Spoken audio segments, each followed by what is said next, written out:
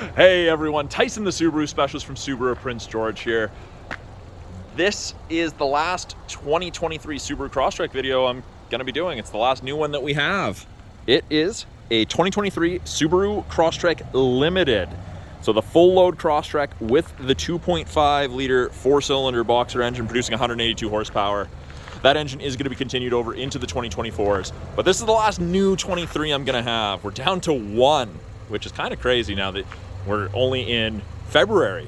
So Limited has the LED steering responsive headlights with the LED C surrounds, LED fog lights. It's in the crystal white, so lots of metallic in there. This is also the only trim level currently that gets the 18-inch wheels. So though I call them R spokes because they look like capital R's to me. Someone said that to me and I couldn't unsee it from then. You get the LED integrated turn signals, and the Limited is the only Crosstrek that gets the chrome handles. Now, I have lots of people comment from the States. This is a Canadian model. I understand you may not get this in the States. But Crosstrek's the most popular vehicle in Canada in the Subaru lineup. I actually just learned that the other day. It was the Forester before. Rear bumper, we have those backup sensors running across the rear. Those will actually apply the brakes if you think you're gonna hit something in reverse between speeds of 1 and 15 kilometers an hour. I can tell you it's terrifying, but you stop short of hitting anything, so it's a huge benefit. The button to open it, pretty much right between these two stars, little rubber switch right there.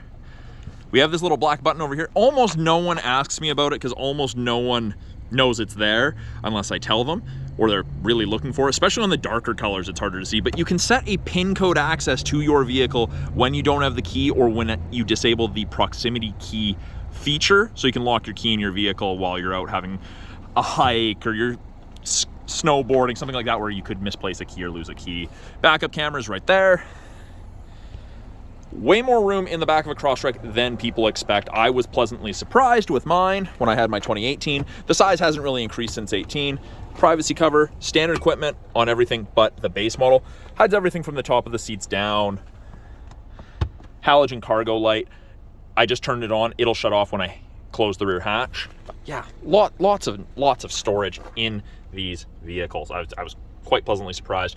We have hard physical tie downs in the front corners, and we have grocery bag hooks on either side, and then we have them on the bottom as well, and you can get a cargo net accessory, and that will attach to all of them, and it's kind of a cargo hammock really more than a cargo net. It's very, very cool. Might be worth checking out. We have our third seat belt, which goes through this little device and then connects in two other places, so you end up with a 3-point harness. You saw the seat move. You can see the red there. That means it's unlocked and you can fold it. When you can't see the red, it's locked. So if I want to fold it, I lift and I push. And I say virtually flat, but there is a bit of an angle here. Nothing crazy, but it's not perfectly flat. They say virtually flat. And of course you have your tethers for your child seats. And this side goes down. It is a 60-40 split.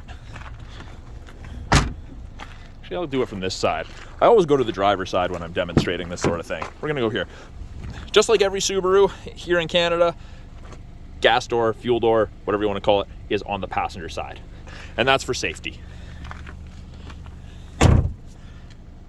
Tons of room in the back of the Crosstrek.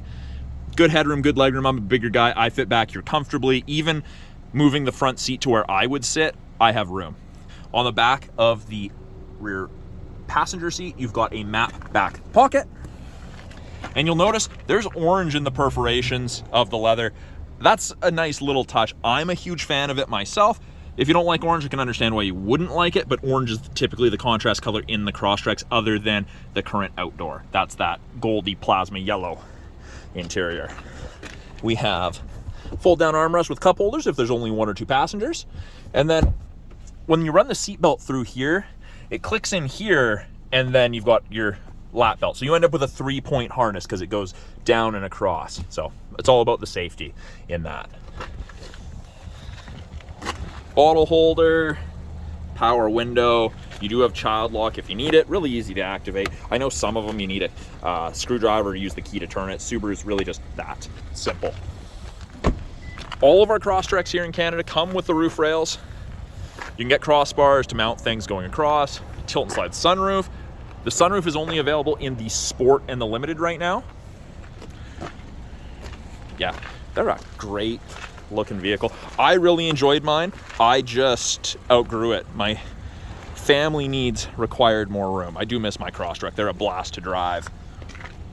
Up front, door card is pretty much the same as the rear, other than you have a larger speaker.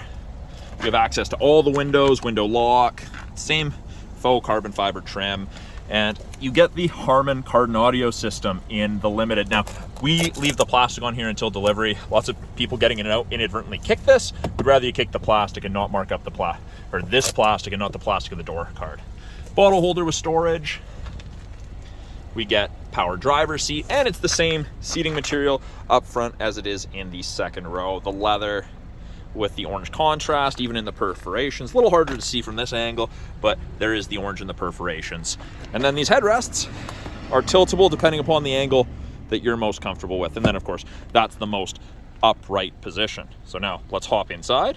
So here I am on the inside of the Crosstrek Limited. Steering wheel adjustments down here, pull, and you've got both tilt as well as telescopic. So you've got multiple adjustments for drivers of varying arm lengths, leg lengths. Works really, really well. I almost always have it pulled all the way out with how I like to sit. Steering wheel, left-hand side, is mostly to do with Bluetooth and audio controls. You can accept and make phone calls, hang up or decline phone calls, switch from AM to FM to CD to satellite to USB to aux, etc. Switch between presets, go to the next song. You've got volume up and down for calls and music. We do have these arrows down here, and that will change our middle display. Gives you different information, time running versus distance traveled, digital speedo, how long it shut off at intersections with the start stop. Of course, we're getting terrible fuel economy just sitting here. But yeah, I like digital speedo. Right hand side is mostly to do with our safety and driving sort of, I guess, driving aids. So we've got adaptive cruise and we have lane centering. And those both use Subaru's 2-color stereo eyesight cameras there that they've tucked behind the windshield to look for vehicles, pedestrians, follow the vehicle ahead of you to set distance and try to keep you between the lines. So when I turn on the adaptive cruise, we've got an image of the Crosstrek there. You'll notice there's 3 bars ahead of it. Now there's 4. That is the follow distance behind the vehicle ahead of you that you will follow at if you catch up while using cruise. And then I have just turned off and back on lane centering. So you'll notice when I turned on the lane centering, those 2 lines on either side of the distance markers went light gray.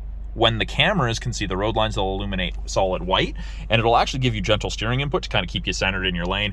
Great aid for a long day of driving. I'm a huge fan of it. I didn't think I would be. If you have the chance to try it, I do recommend it. Or get your salesperson to demo it for you. And then I just had someone the other day tell me they weren't a huge fan of the idea of adaptive cruise. Easy to turn it back to traditional or conventional cruise. Turn it on. You can see it's on. Press and hold either the up or the down arrow here, the distance increase or decrease. And you can see it just goes to the normal cruise control icon. And it won't slow you down if you catch up. Turn it back on, press the same button or the other one, and it beeps and goes back to adaptive. Very, very handy. The other reason that I can see this being beneficial is if you take a giant rock right in front of the camera here, and the camera can't see, it's gonna shut that portion off. So that's a built-in safety. You can still use cruise. You're not limited by the cameras. It's great. Below that, we have our 2 different drive modes. We have intelligent and we have sport. So sport is for more spirited driving, and you can see the yellow line is a little bit more aggressive than the blue. Yellow's sport, blue is intelligent. It defaults to intelligent when you turn it on. Sport's for more spirited driving. Your RPMs are gonna be higher, you're gonna go faster sooner, you're gonna use a little bit more fuel. So intelligence for every day. All important heated steering wheel. Amazing feature. Does not heat between the seams on the Crosstrek here. Kind of where you're supposed to keep your hands. There's a little dead spot right here too, but no one's holding the steering wheel right there. Almost no one, I'll say. By the driver left knee, there's some buttons. We have the ability to turn off the steering responsive headlights if you don't like the fact that they swivel when you turn at speed. I can see where it would be annoying for some people if you're not used to it, but I see the benefit in it. This is the scroll wheel for the brightness of your gauges and radio screen. We've got traction control we can disable. We've got auto start stop, which you can disable. And then we have blind spot detection.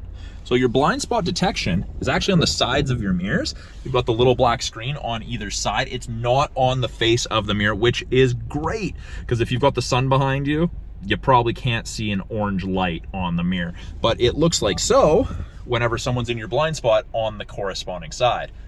Not a replacement for shoulder checking, but an amazing aid. And once you know it's there and you're going to be looking for it with your peripherals, it's really easy to see. Now, we have this info button on the left-hand side of the steering wheel. That will change our small display up top here. Gives us different information depending on what we want to look at.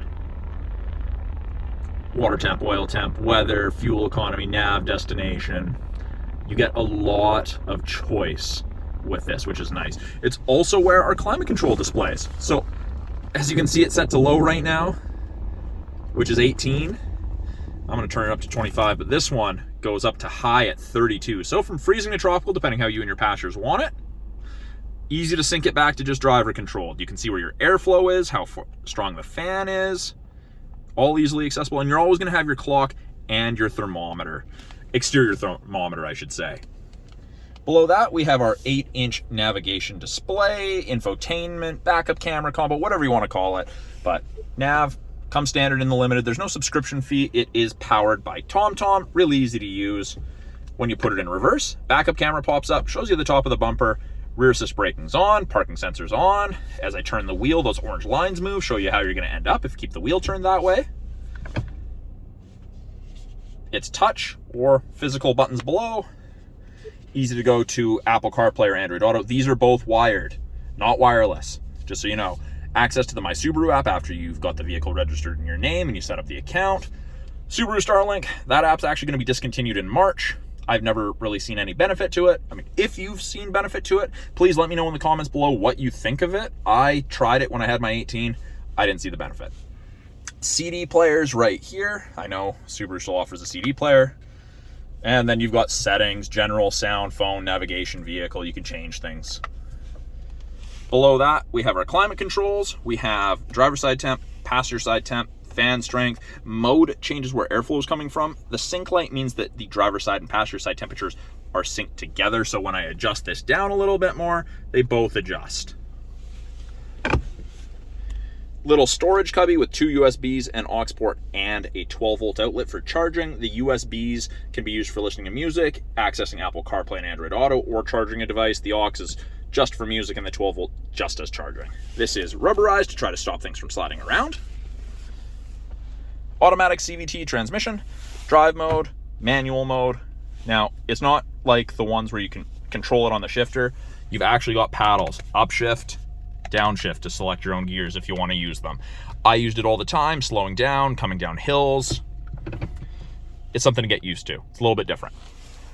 Heated seats, high and low settings for both driver and passenger. It's getting a little warm, so I'm going to turn those off, but access to X mode, which is similar to 4x4 low in a pickup. It's Subaru's equivalent to that. It locks the all-wheel drive, only works up to 40 kilometers an hour, and it changes your throttle response, your gearing. It's a very cool feature that makes a very capable vehicle more capable. Downhill descent control, and I do have a video for downhill descent control on my channel. I'll see if I remember to put that link in the video description. And you can see that's the little green icon right there. That's the little rough terrain icon indicating X mode. If you exceed 40 kilometers an hour, it kicks out. Nothing's harmed. And if you drive down the road, you're reaching for coffee, your passenger is something in the drink holder and they touch it, it's just going to go beep beep and nothing bad's going to happen. They built in safeties, which is great. 2 cup holders, and then in the armrest here, it is kind of hard for the camera to angle, but there's 2 USBs for charging, place to run your cords out, and another 12 volt. Up top here, we've got lane sway assist and automatic emergency braking. So this is designed to stop you from hitting vehicles or pedestrians. I have had someone tell me it stopped them from hitting a moose once. So that is hugely beneficial, and it actually saves you 10% on your basic insurance here in BC. Lane sway is going to start beeping at you if you change lanes or cross lines without signaling. The SOS and the concierge, that's part of the 3-year trial to the connected services you get with most new Subarus. It'll go green when you're subscribed. We've got our door light switch, off or door. I've set it to door, so when I open the door, lights come on. Easy to do. And then we have our sunroof controls. This sunroof controls tilt and slide. So it is a manual shade, but if you slide the glass back, it will open that. But it's the regular size sunroof, nothing crazy, but it is nice to get a little bit of extra airflow in the Crosstrek. So that is a quick look at the 2023 Subaru Crosstrek Limited, the last new one that we're ever gonna have. If you guys have any questions about this vehicle, any of the vehicles on the lineup, any of the tech, please put it in the comments below. I'm always looking for new content to make for you guys, answer questions. Thanks for watching. Talk to you guys soon.